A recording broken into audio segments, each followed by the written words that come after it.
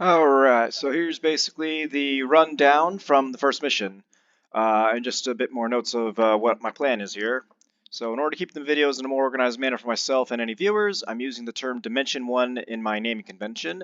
Just in the off case I decide I want to do another legendary Ironman playthrough and I want to do this creative project again, I can use the excuse of there being multiple multiverses dimensions of the XCOM universe or something like that.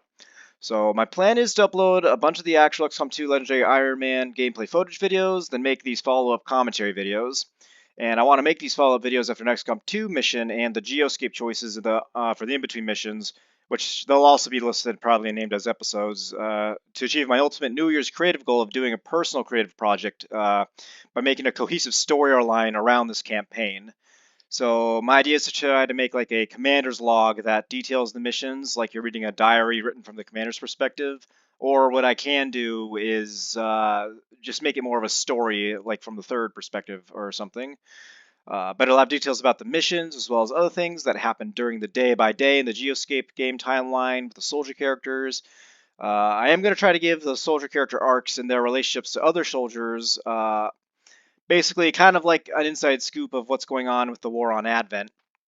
The ultimate goal of writing that story will have to come last after I watch and review all the gameplay footage and take numerous notes on the campaign that I can look back on and connect and try to make into more cool like arcs and stuff. So whenever I play XCOM 2, I have a cast of characters I like to use, and some are more fleshed out than others, while others are still a work in progress. And I planned at some point to write up character bios for all of them at some point and put them into a video to help simplify to any viewers what the characters are like. Uh, those character bios will probably be written from the viewpoint of the commander, most likely. Uh, but basically, I would have said this if the audio was playing for the first mission, but the constant character I always use at the start of the Gatecrasher mission is the Reaper, who's named Rurik Fedorov. And the remaining cast of characters I kind of pick along the way during the campaign, and I add them into their proper classes and what they look like. Now I'll talk about the actual gameplay of the Gatecrasher mission. So when it comes to the first mission, it's pretty straightforward. If the mission goes wrong, I'll usually restart. Since it's the first mission, there's not much at stake, and I prefer to start off flawless.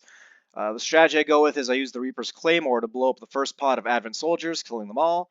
Then I try to have two rookies take the high ground somewhere, and one-on-one equal ground uh, for the grenade usage. And due to the aim buff given from the height advantage of the rookie's awful aim stat, I need to get all the aim buff that I can. And I use the Reaper to look around for whatever pod is most convenient to take on, as you saw in the video for the first mission. I try to only have one pod visible to prevent taking on multiple pods at once, because success becomes a lot less likely if that happens. But as you can tell from this mission, it was kind of like I had to take all of them on at once. I didn't really have a choice. Uh, then what I try to do while the Reaper's still concealed, I'll try to take out like one or two more Advent soldiers before he gets revealed. Then, the enemy can come closer and I can utilize the hide aim advantages, take them out. And then lastly, I just have to wrestle down the last pod as best I can, using the full cover and using grenades to blow up their cover for those crit hits. What was up with those final shots, though, on the Advent officer? We ran up, we flanked him, but we just kept missing. Rurik had to come clean it up. Uh, we were kind of lucky that officer ducked over the railing down below, otherwise he probably would have taken a clean kill at a soldier.